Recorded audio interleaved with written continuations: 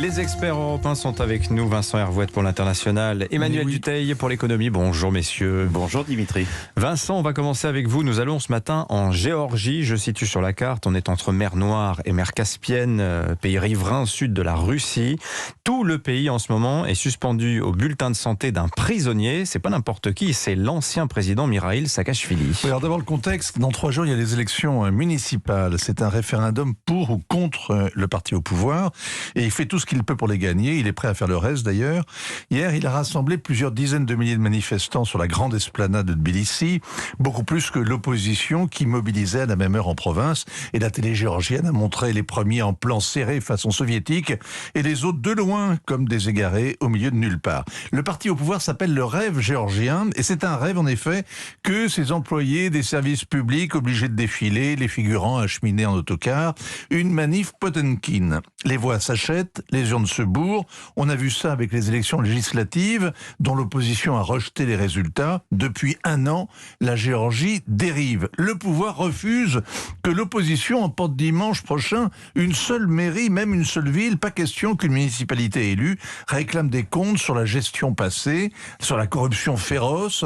Le rêve géorgien est sonnant et il est en train de trébucher. Et la faute à Mikhaïl Saakachvili. Alors, est-ce que vous vous souvenez de la révolution des roses? C'était en 2003, en novembre, c'est loin. La foule pacifique qui balaie les héritiers figés de l'ère soviétique, la corruption déjà, les élections truquées déjà. Et le héros s'appelle Misha, Mikhaïl. Il parle français comme une mitraillette, comme si la police politique allait débarquer séance tenante et l'embarquer. Il a un culot d'enfer. Normal, ce menteur a été formé à l'école du KGB. Il est élu triomphalement. Et dans la foulée, il réforme la police, la justice, la bureaucratie, il modernise, il n'a peur de rien, beaucoup d'ennemis, beaucoup d'honneur, il adule Georges Soros et l'Amérique, il y croit, il veut rejoindre l'OTAN. Il y croit tellement que les Russes veulent lui faire la peau, une guerre éclair comme une raclée, le pays amputé des 2 provinces, et Mikhaïl Saakachvili évincé. Il lâche tout, il part refaire sa vie aux États-Unis, en Ukraine, et il est déchu, c'était en 2013. Mais il y a 1 mois, il est revenu, en douce, dans le camion d'un laitier. Il se jette dans la gueule du loup, exprès, car il a été condamné par contumace pour abus de pouvoir. Alors il est arrêté, jeté au cachot, et depuis il fait la grève de la faim.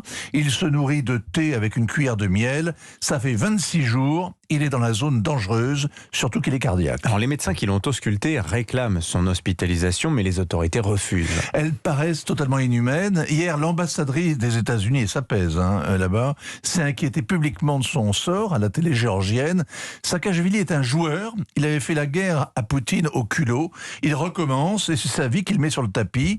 En défiant la mort, il redevient un héros. L'opposition est galvanisée. Le pouvoir refuse de le faire soigner parce qu'il a peur que la foule envahisse l'hôpital et le libère. 18 ans après la révolution des roses, l'illusion lyrique peut recommencer. Misha est de retour et les roses ne vont plus jamais faner. Merci Vincent Hervouette, 7h07.